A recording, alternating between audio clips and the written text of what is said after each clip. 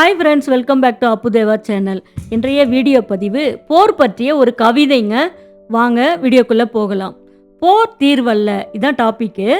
America, Israel, Iran போர் பதற்றம் மத்திய கிழக்கில் அமைதியின்மையை உருவாக்கி வான்வழி தாக்குதல்கள் மற்றும் எண்ணெய் கிடங்குகள் மீதான தாக்குதல்களால் பெரும் அழிவை ஏற்படுத்தி வருகிறது. இந்த பதற்றம் லெபனான் மற்றும் ஈரான் வரை பரவி பிராந்திய அமைதியை குலைக்கிறது. போர், அமைதி மற்றும் மனித துயரம் பற்றிய கவிதைகள் பெரும்பாலும் போரின் கொடூரத்தன்மையை வலியுறுத்துகின்றன. ஒரு போர்ல நம்ம எவ்வளோ ஒரு இன்னல்களை அனுபவிக்கிறோமோ அதை பற்றி தான் கவிஞர்கள் நொந்து அவங்க மனசுல ஏற்பட்ட துயரத்தோடு துயர சுவடுகளோடு அந்த கவிதையை மக்களுக்கு வடிவமைத்து கொடுப்பார்கள். அந்த மாதிரி எனக்குள் தோன்றிய ஒரு சிந்தனையாக தான் இந்த கவிதையை நான் இங்கே தருகின்றேன். கவிதைக்குள்ள போகலாமா? வாங்க. வானம் சுருண்டு விழுந்தது ஈரான் நிலத்தின் மேல். இஸ்ரேல் ஏவுகணை தேனீக்கள் அமெரிக்கா ஊட்டிய விஷத்தில். தெஹ்ரான் குடியிருப்புகள், அணுசக்தி கனவுகள் எல்லாம் சாம்பல் சாம்பலாய். காமினியின் நிழல் இஸ்ரேல் வான்வெளியில் அலறுகிறது. அந்த ஆத்மாவின் ஆவி துடிதுடித்து கடைசி தருவாயில் இந்த உலகை விட்டு பிரியும் போது அம்மனம் எவ்வளவு வேதனை அடைந்திருக்கும். ஐயோ, நம் குடும்பத்தை மட்டுமல்ல, இந்த நாட்டினை விட்டு பிரிகின்றதே, என் உயிர் போகின்றதே என்று அவர் மனம் ஏங்கி அந்த கடைசி நிமிடங்களில் அவர் அனுபவித்த அந்த நிலை அலறல்களாக இஸ்ரேலின் வான்வெளியில் ஒலிக்கின்றது. அண்ணன் அண்ணாந்து பார்த்து, தம்பி தரைமட்டமாய்.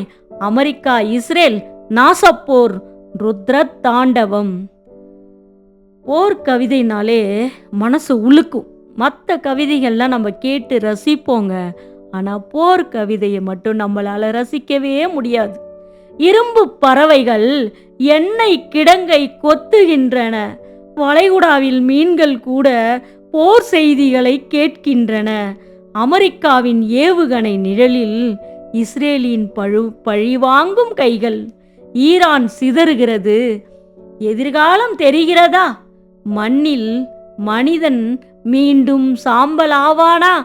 கேள்விக்குறிகள் எத்தனை மனதில், எத்தனை இதயங்களில் இந்த கேள்விக்குறிகள் தோன்றுகின்றது அல்லவா? ஐயோ, என்ன நிலைமை இந்த மனித வாழ்விற்கு! அமைதியாக ஒரு கவிதை, அதற்கு பெயர்தான் அமைதி கவிதை. இறுதியாக ஒரு கவிதையை சொல்கின்றேன், கேளுங்கள். போர் வெறுப்பின் மொழி, எல்லைகள் சிவக்கின்றன இளையோர் இரத்தத்தால். பார்த்தீங்களா, நம்ம குழந்தைங்களோட இரத்தத்தால் இந்த எல்லை இருக்கு இல்லைங்களா, உன்னோட நாடு என்னோட நாடுன்னு அந்த எல்லைகள் சிவந்து போகின்றன. அதை தான் இங்கே இவ்வாறு கூறுகின்றேன். போர் வெறுப்பின் மொழி, எல்லைகள் சிவக்கின்றன இளையோர் இரத்தத்தால். துப்பாக்கி முனையில் பூக்கள் காய்ந்து போகின்றன. அமைதி எப்போது வரும்?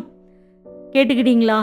மனம், ஒவ்வொரு இதயமும் நல்ல மனதாக இருந்ததுன்னா, மனித நேயமாக இருந்தால் அந்த மனங்கள் இவ்வாறு தான் ஓலமிட்டு சத்தம் போடும், இந்த உலகிற்கு பறைசாற்றும். இதைதான் ஒவ்வொரு மனிதனும் மனதில் நினைக்க வேண்டும்.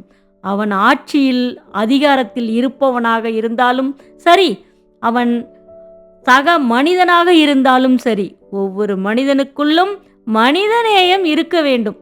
அப்பொழுதுதான் போர் நிகழாது, போர் என்ற சொல்லுக்கே இடமில்லாமல் போகும். இதுதான் வைரமுத்து கூட, இப்போ நான் எனக்கு தெரிஞ்சது இவ்வளோ தான் இதில் எழுதியிருக்கேன். வைரமுத்து எழுதியிருக்காரு, அந்த கவிதையை படிக்கிறேன், கேளுங்களேன். இப்போ இந்த தனி மனிதன் ஒரு தகப்பனா நின்றுக்கிட்டு தவிக்கிறான் பாருங்க. தன்னோட மகன் மிலிட்ரிக்கு அனுப்பிட்டு அங்கே யுத்தத்தில் அவன் திரும்பி வருவானா வரமாட்டானான்னு அவர் ஏங்கி அந்த போன உயிருக்காக நிற்கிறாரு பாருங்க. இந்த மாதிரி வேதனைகளெல்லாம் இந்த பூமி தாங்கிட்டு தாங்க இருக்கு. அதுதான் மிக கொடுமையானதுன்னு சொல்கிறாங்க. போரோட தன்மை மிக கொடுமையானது. வைரமுத்து ஒரு கவிதை எழுதியிருக்காரு. அந்த கவிதை எப்படி இருக்குன்னு நான் சொல்கிறேன். நான் படிக்கிறேன், நீங்கள் அந்த கவிதையை கேளுங்க. அது எப்படி இருக்குன்னு நீங்களே கமெண்டில் கண்டிப்பாக சொல்லணும். ஏன்னா வைரமுத்தோட கவிதை எப்போவுமே மிகவும் சூப்பராக இருக்கக்கூடியது, எக்ஸலண்ட்டாக இருக்கக்கூடியது. அவர் ஒரு ஜீனியஸ். அவர் என்ன சொல்கிறாருன்னு பாருங்களேன். இந்த ஈரான், அமெரிக்கா, இஸ்ரேல் பற்றிய போரின் கவிதை அவரோடது, வைரமுத்தோடது. இதோ இன்னும் ஒரு யுத்தம் தாங்குமா? மண்டை உடைந்து விடும் மண் உருண்டை. இஸ்ரேல் காசா சாவு சத்தம் அடங்குவதற்குள், ரஷ்யா உக்ரைன் ரத்த சகதி காய்வதற்குள் இஸ்ரேல் ஈரான் தொடங்கிவிட்டது. சொல் பேச்சு கேட்காத இரு நாடுகளால் உலகத்தை சூழ்ந்திருக்கின்றன அச்சத்தின் கடல் அலைகள். அப்பாவி மனித எலும்புகளை நொறுக்கி தின்னுகின்றன ஆயுத பற்கள். போர்ச்சங்கிலி என்பது உலகை பிணைத்திருக்கிறது.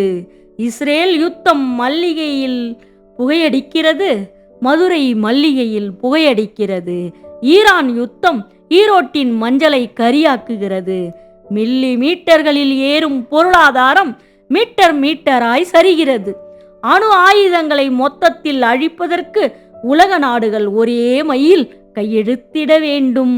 போர் வேண்டாம், புன்னகை வேண்டும். யுத்தமில்லாத பூமி ஒரு சத்தமில்லாமல் வேண்டும். இவ்வாறு பதிவிட்டுள்ளார் கவிஞர் வைரமுத்து அவர்கள். அவரோட கவிதை என்னைக்குமே அது ஜீனியஸாக இருக்கும். உலகத்துக்கு அமைதி தான் வேணும், அந்த அமைதியில் தான் புன்னகை பூக்கும் அப்படின்னு சொல்லி அவர் கவிதையை முடிக்கிறாருங்க. இல்லைனா என்னாகும்? இப்படி தாங்க சுடுகாடாக மாறும். அவங்கெல்லாம் ஃபாரினில் என்ன பண்ணுவாங்க? ஜீசஸ் கும்பிடுவாங்க, சிலுவையை சொருகி வச்சுட்டு போயிருக்காங்க. நம்ம அதை பார்த்து மனம் ஏங்க வேண்டிதான். அதனால் வாழ்க்கைங்கிறது ஒரு முறை தான். நீ மட்டும் இந்த பூமி 1000 மில்லியன் ஆண்டுகள் வாழும். ஆனால் மனிதனாக இருக்கிறவன் சிறு துளி, அவனுக்கான பிறப்பு இப்படி தான் இருக்கும். அதனால் அதையும் நம்ம போர்க்களத்தில் நம்ம வாழ்வை இழக்கக்கூடாது. ஒரு தாய் பார்த்தீங்கல்ல, தன்னோட மகன் போருக்கு போனதுனால அவரோட நினைவாக அந்த ஃபோட்டோவை நெஞ்சில் சுமந்துக்கிட்டு உட்கார்ந்துருக்காங்க. திரும்பி வருவானா வரமாட்டானா, அவனோட உயிர் அவங்ககிட்ட இருக்குமா அப்படிங்கிற அந்த ஏக்கம். அதனால் மக்கள்னா என்ன பண்ணணும்? ஒவ்வொரு நாட்டுக்கும் அதிபர்களாக இருக்கக்கூடியவர்கள், ஆட்சியாளர்களாக இருக்கக்கூடியவர்கள் அந்த மக்களை வழி நடத்துகிறப்போ அதிகாரம் மட்டுமே இருக்கக்கூடாதுங்க. மனித நேயம், அன்பு கலந்திருக்க வேணும்.